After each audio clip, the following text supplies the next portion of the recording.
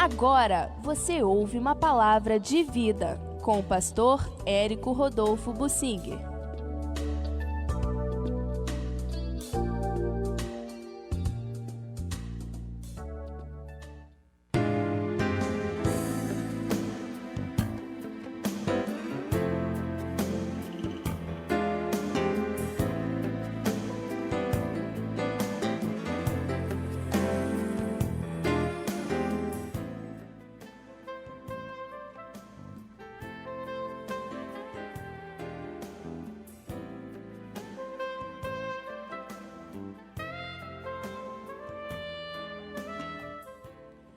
Eu quero falar um pouco comentando sobre a sabedoria no discernir situações armadilhosas. Eu não sei se isso é um neologismo, mas eu creio que todos entendem. Há situações que nos são embaraçosas, mas não só embaraçosas. O termo embaraçoso dá a ideia de ser algo um pouco ingênuo, aleatório que aconteceu e a gente entrou numa confusão e não sabe como começar a desfazer. O termo armadilhoso tem mais a ver com algo intencional da parte do inimigo, uma situação preparada para nos derrubar, uma armadilha preparada. Deus tem dado muitas revelações ultimamente sobre isso. Poço de abismo e uma arma apontada contra a pessoa, uma situação embaraçosa preparada para derrubar a gente. Não deve ser algo assim extraordinário para nós, porque o Senhor já nos avisa que o adversário nosso, o diabo, anda em nosso derredor, bramando como se fosse leão, buscando a quem possa tragar. O diabo está ao nosso derredor.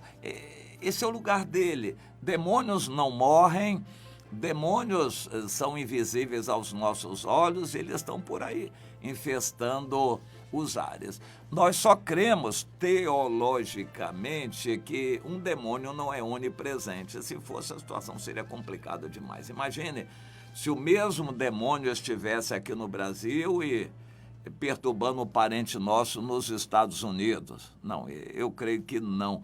O demônio não é onipresente. Se ele está aqui agora, ele não está em outros lugares. Quando o Senhor perguntou a Satanás, naquela discussão a respeito do Jó, de onde vem Satanás? De rodear a terra e passear por ela. Ora, Deus não precisa rodear a terra porque ele é onipresente, ele habita, ele se assenta sobre a redondeza da terra. Mas o diabo precisa dar voltas como um satélite. Portanto, o diabo gosta dos satélites, ele tem predileção por isso, rodear a terra para observar, vigiar as pessoas. Ele distribui seus demônios para fazer isto, ficar vigiando os que são do Senhor. Esse é o trabalho dele. Quando uma pessoa dá fruto, Satanás disponibiliza um ou mais demônios só para aquela pessoa. Mas quando há crentes que não dão fruto, o diabo nem precisa se preocupar muito com eles, porque eles mesmo vão se enrolar a si próprios e vão enrolar os irmãos também.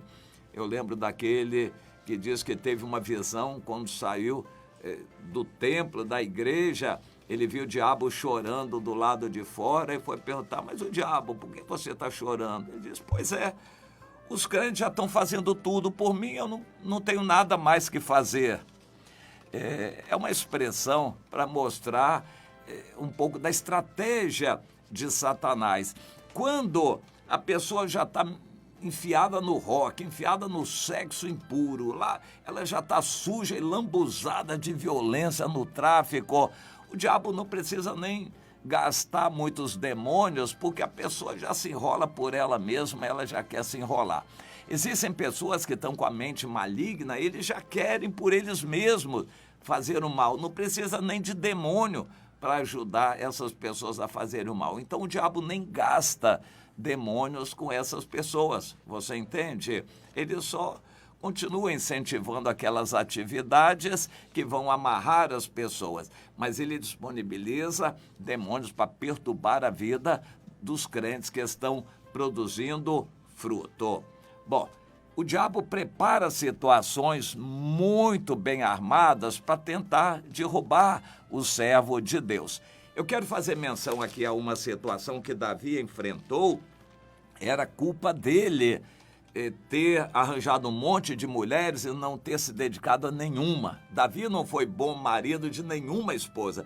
Teve um monte de mulheres pelo lado carnal dele, mas não teve nenhuma esposa. Quando ficou velho, não tinha uma para cuidar dele. Tiveram que arranjar uma jovem, a Abisag, a sunamita, devia ser uma morena linda, bem mais nova que ele, novinha, para cuidar dele, porque ele não teve esposa que cuidasse, embora tivesse um monte de mulheres. Cada uma buscava os seus interesses. Isso foi erro de Davi.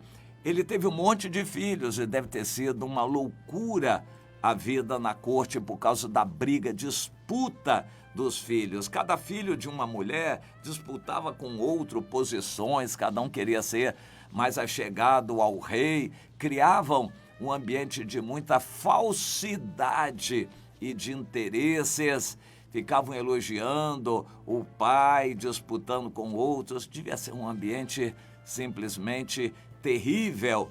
Pois é, por causa disto, aconteceu aquela situação. Davi deve ter dado muita preferência àquela Tamar, que era a predileta dele, muito bonitinha, irmã de Absalão, e ele, então, o rei Davi, devia ter uma preferência muito grande pela Tamar e a distinguia dos outros. Isso criou ciúmes, problemas entre irmãos, mas também fez com que a Tamar fosse alvo de olhares, assim, pecaminosos, entre eles do irmão Aminon, que devia ser um pouco desequilibrado e não mediu consequências, era muito carnal e partiu para cima da irmã, acabou estuprando a irmã. Aquilo ficou divulgado, todo mundo ficou sabendo, o Absalão veio e matou o irmão. Davi não tomava providência, continuou sem tomar providência, ficou chateado, irado, mas não resolveu nada e o tempo passou e o Absalão se refugiou na casa do avô dele, que era rei ali próximo, em um outro país, e estava lá até a poeira se assentar, até a ira de Davi diminuir. Quando ele percebeu isso, ele atuou junto ao primo dele, o Joabe, que era comandante do exército, para atuar junto de Davi. O Joabe sabia que não podia falar diretamente, porque, em princípio, Davi não gostava de ouvi-lo. Então, eles prepararam uma armadilha. Uma mulher que sabia chorar bem, uma atriz, ela representava muito bem aquele papel. Ela foi muito chorosa, contar uma historinha para o rei. Ó rei, pois é, eu tinha 2 filhos e um se levantou e matou o outro. Agora toda a minha parentela quer vingança, quer matar o outro filho. Mas se matarem o meu filho, eu vou ficar sem filhos, ó rei. Aí ela chorou muito, o rei ficou penalizado e disse: mulher, sua causa é justa, pode ter certeza que eu vou agir para que o seu filho não morra. Mas, ó rei e tal, ela ainda insistiu. Aí ela abriu o verbo e disse: ó rei, isso é uma história. Na verdade, o caso é com o senhor. O senhor não quer trazer seu filho, que está lá longe. O pobre coitado do Absalão está sofrendo, cheio de saudade. Coisa nenhuma, ele estava cheio de maldade lá, comendo do bom e do melhor. O outro avô dele era rei e ele era muito bem por lá e armando só malícia. Mas ela aqui chorando: pois é o seu filho, com muita saudade, doido para voltar para casa. Ó rei, por que o senhor não quer trazer o seu filho? Davi entendeu a armadilha. Eu vou perguntar uma coisa só para você, mulher. O Joabe está nessa história. Ela disse: ó rei, o senhor é sábio como um anjo de Deus, não adianta querer esconder nada. Na verdade, foi o Joabe que me contratou para fazer essa encenação e falar isso com o senhor. O rei olhou, entendeu, percebeu e disse, bom, é armação, mas tem um pouco de verdade nisso. Realmente um filho longe incomoda, então deu autorização para o filho ouvir, mas não queria ver o filho, queria manter o filho distante. Isso é considerado pelos estudiosos da Bíblia um meio perdão, como algo que não resolve. Ou você perdoa de vez ou não perdoa. Mas Davi errou para mim em todos os sentidos. Ele devia ter trazido o Absalão, ele nem quis ver a face do Absalão. O Joabe, traga o Absalão, mas mantenha longe de mim, porque eu não quero nem ver o Absalão. Atitude errada. Ele devia trazer o Absalão. E aí, Absalão, como é que está a sua atitude?